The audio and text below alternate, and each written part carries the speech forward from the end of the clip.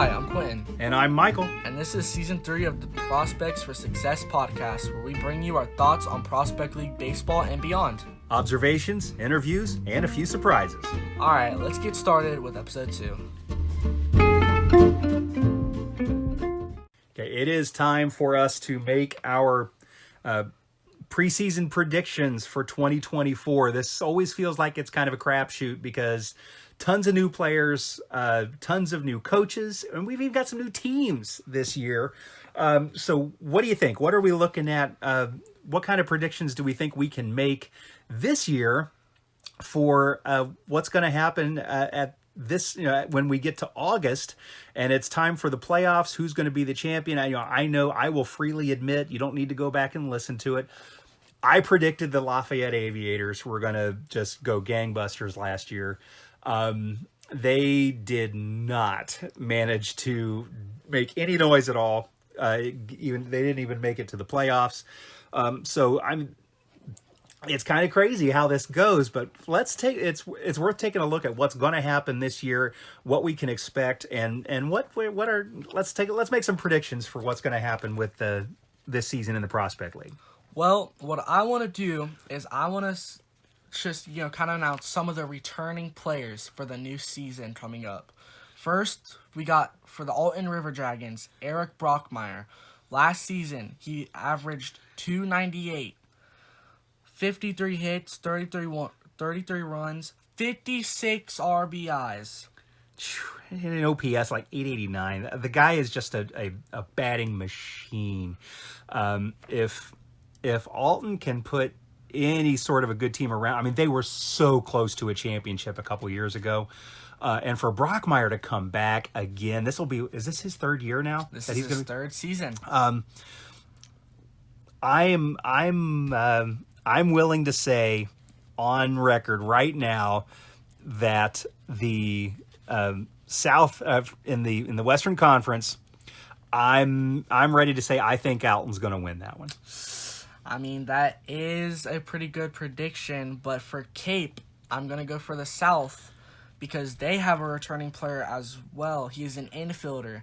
Lang Crowden averaged 308 batting average, 41 hits, 23 runs, 40 RBIs, and a 908 OPS. The dude was insane. If they can build their team around Lane, I think they have a pretty good shot. So go ahead and give me the Cape Catfish for the first place in the South. And I don't know what Alton or Cape are charging for tickets this year, but when they play each other, to see those guys go at it, Eric and Lane on opposite teams they will be worth whatever the price of admission is that those guys are charging. It's going to be fun to see those teams battle. I think you're right. I think those teams are going to be battling each other all season long. They'll be right there at the end.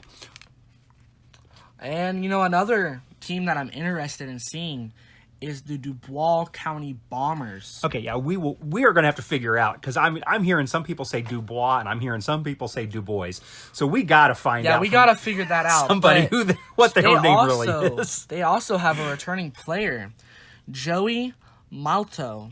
I think that's how you say his name. Yeah. I am very sorry if I mispronounce it, but his average is he had an average of 341. 30 hits, 9 runs, 15 RBIs. That is not bad for the league that they played in last season. That is pretty good. Yeah, so we're looking at for that one now. We're looking at the Eastern Conference. We're looking at the Central Division, right? Because you've got the perennials like the Danville Dans and the Terre Haute Rex in there, but now you've got the normal Corn Belters who are always kind of hanging around in there. But now we've got 2 new teams in that Central Division this year, the Bombers. We're gonna call them the DC Bombers until we get the real name, how to actually pronounce that. And interestingly, we've got kind of a whole team that's transferred in. We've got the Full Count Rhythm, and the Full Count Rhythm also have a player that is returning.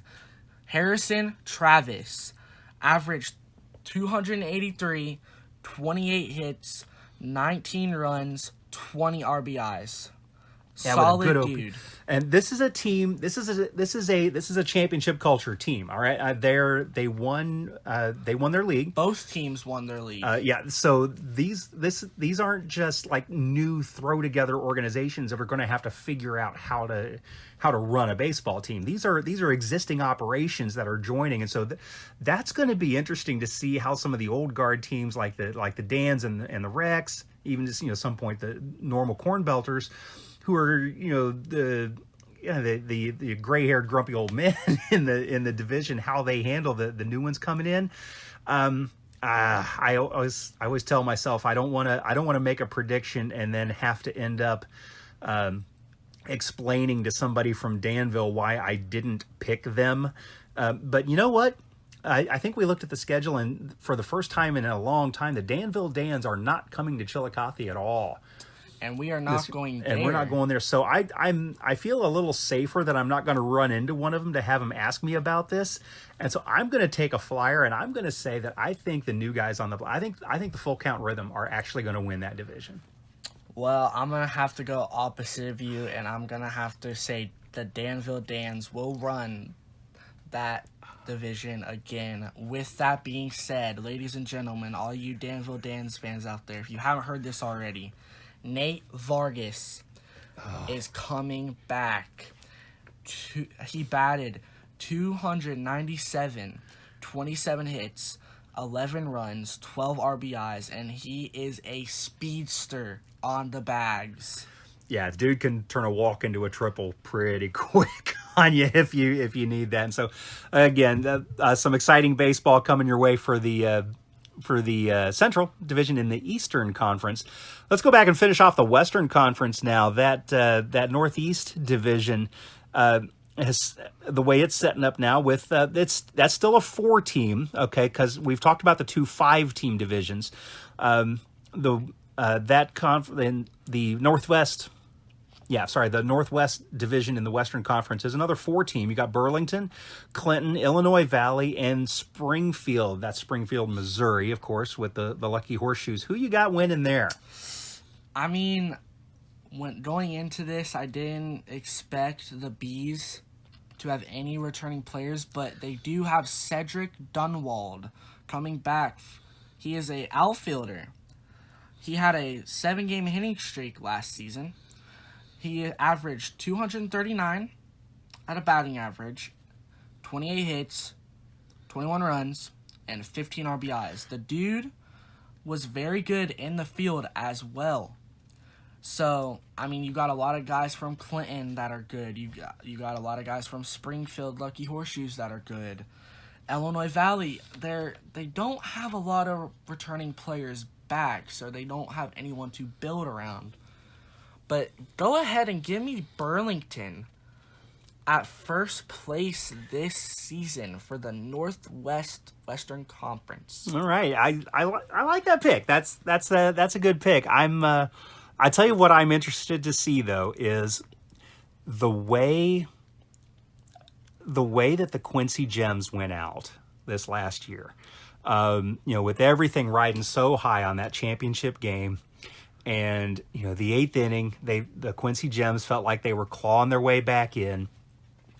And just that quirky call from the umpires. I think it was legit. I think it was a good call. That on a stolen base attempt, umpires call batter's interference.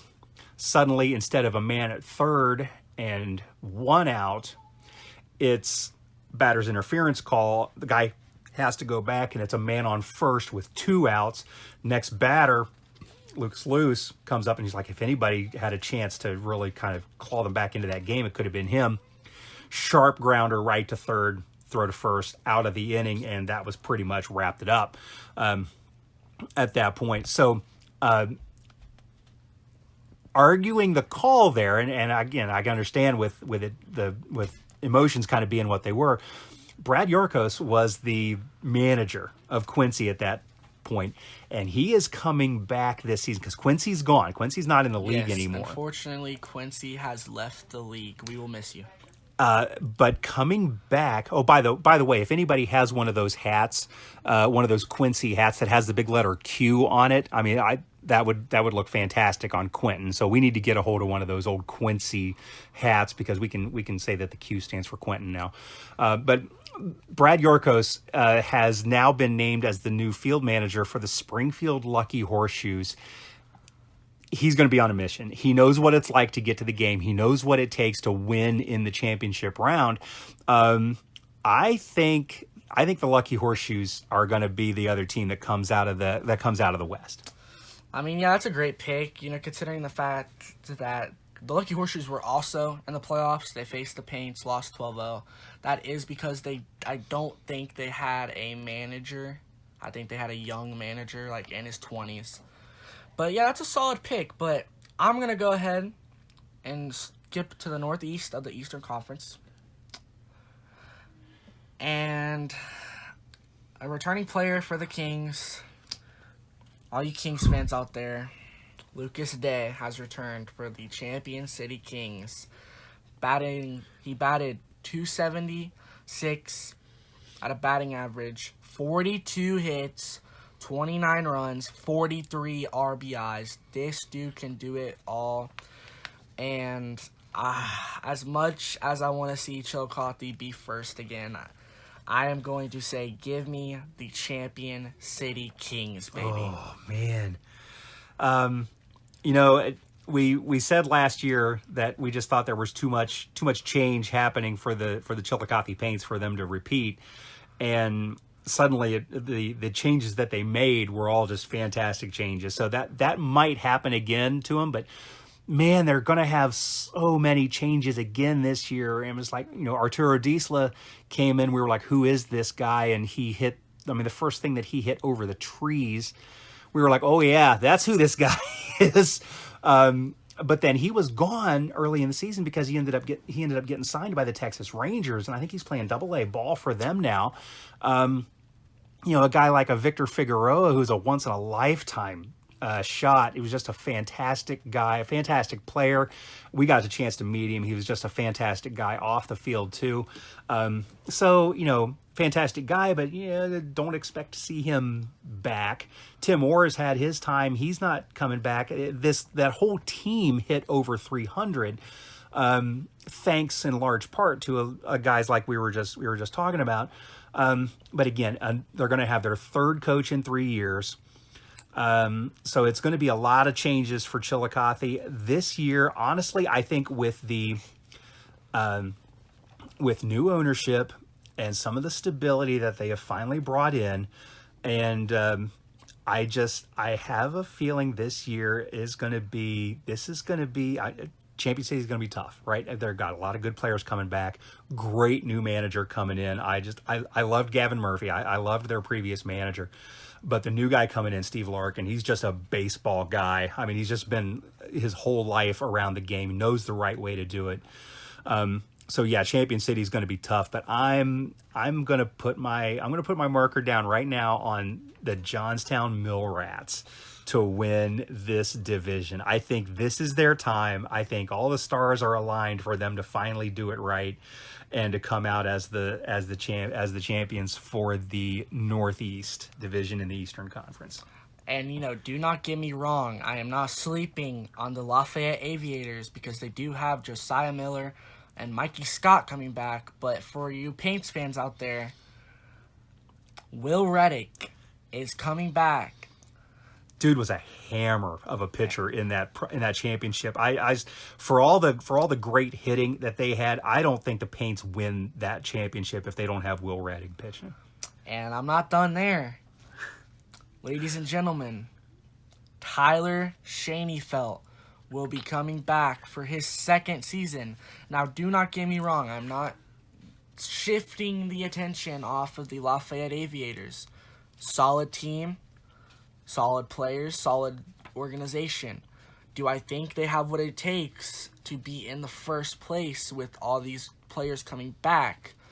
No, I do not. Because We saw what they could do last season in the first half. They were pretty solid. But when the pressure started caving in, they fell under the pressure and did not make it to the playoffs. And like I said, I'm not sleeping on Johnstown. I'm not sleeping on Lafayette. But I think in the Northeast Eastern Conference, I think Champion City and Chillicothe is where it is right now.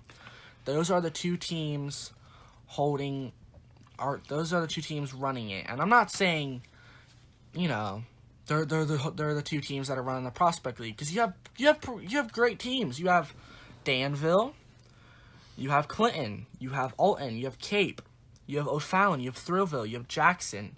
You have all these really solid teams. But if I have to say in the East, yes, the Champion City Kings, I think they have a very good shot at going all the way to a championship run. Do I think they will win it? No. If I had to make a solid prediction, and this is not my prediction right now. This is just a guess. Okay. I'm making my solid prediction on opening day, so be careful for that. All right. So, I think it will come down to either Cape or Alton in the Western, or Champion City and the Bombers, or Danville. Okay, yeah, it's going to be close between Danville and I am DC. really excited to see the Bombers face Danville, and I'm really excited for them to come to Chillicothe. I want to see what these two teams have on the plate. I want to see what they're capable of. I've been reading that these teams are really good, and they're like these solid teams, and I really want to see what they're capable of. But I just think Chillicothe's time for running the league is up. I don't think they have what it takes. They don't have Tim Orr. They don't have Victor Figueroa. Jimmy Nugent went to the Rex. They have 2 or 3. They have Mikey Oliveri coming back. But they just don't have a lot of hitters coming back. They have one hitter coming back. They have a former minors pitcher. All these pitchers are coming back to play for the Paints. They don't have a solid hitting lineup. And that's just my opinion. You guys can have your opinions on whatever you want. Well, we've seen over the years in this league that good hitting will tear up average pitching. But if you get really good pitching can really take care of good hitting in this league. Now, we saw, like we talked about in episode 1, that the championship series, they scored like 750 runs across those 3 games. There were a lot of runs being scored in those games. But if a team can put together, a really solid pitching staff and get hot at the right time, you can really frustrate another team by coming up with some really solid pitching performances when you need them. So to take a look at those, what we kind of think, the standings might look at the end. I just can't bring myself to pick the Champion City Kings for the Northeast. I'm going to stick. I think my 4 teams that are coming out of all that are going to be. I'm going to say the Mill Rats and the Rhythm in the East, and then in the West, I'm going with Springfield Lucky Horseshoes and the Alton River Dragons. And I will say the Prospect League posted this 7 hours ago. The Rex have brought back Gabe Wright. Yeah, dude's a player. This dude, I've wanted to meet him last season. I'm glad he's coming back. 344 average, 31 hits, 21 runs, 16 RBIs. OPS was over 1,000. Over 1,000. I want to meet this dude. This dude was solid, and I like the Rex. I've met a lot of decently good Rex players in the past. They're a good organization. When they come to town, it's always fun. Nice to see them. It's fun. I'm not saying I'm getting bored of seeing all these East, and it's fun to see like a team like Clinton come to us, or or we go to Lucky or something like that. Well, and that's something that we hope to kind of get into later on in a future episode. Is with some of the changes that they're making in the league, is kind of shuffling up who you're playing, and it means more travel, and that that has more expense with it, that has more logistics and all of that kind of stuff going on with it. But when you do that, it does make it a little more interesting when you're playing a lot of different teams. Just then. I mean, there were a couple years there in Chillicothe. It was like every time we were playing, we were playing Champion City, Johnstown, West Virginia Miners. It was like those were just about the only teams we played. There were a couple of times where somebody else would come in for a game or two, but you'd only see just a couple of other teams. So it's one of the really nice things about this league now that they've changed and kind of gone back to, is being able to mix up the schedule. You don't see every other team anymore just because of how geographically what a wide area the Prospect League covers now. But getting to see a decent number of different teams is definitely helps with maintaining more of that fan interest. I mean, yeah, and looking at this Kings team. Oh, you're going to start talking about Blake Buzzio now, aren't you? Blake Buzzio! Is coming back for another season. You cannot tell me that there's not a guy in the world that I would rather see than a speedster and a power hitter. There's not a lot of guys in the Prospect League that are like that. You got Blake Buzzio coming back, Lucas Day. You got all these players, and their recent player that's coming back is Luke Swagner. Yeah, Luke Swagner's coming in for them this year too. It's I do think though the one thing that team is going to have to do, that one thing that Champion City is going to have to do, they can put a good team on the field, but they're going to have to do two other things. They're going to have to put a good field under that team, and they're going to have to get some people in the stands because. Every player on the Paints will tell you what a difference it made when there were 2,000-3,000 people in those stands cheering for them and pulling for them to come through. Champion City has a location that they can do that same thing, but they're going to have to figure out a way to make sure that their neighborhoods know that they're there playing baseball and can come in and see a pretty high level of ball. I think that will be a big factor in whether or not Champion City can turn the talent they've got on paper into a championship. Yeah, and especially if you live in the neighborhood, go out and see a baseball game. Try something new. They're a good organization.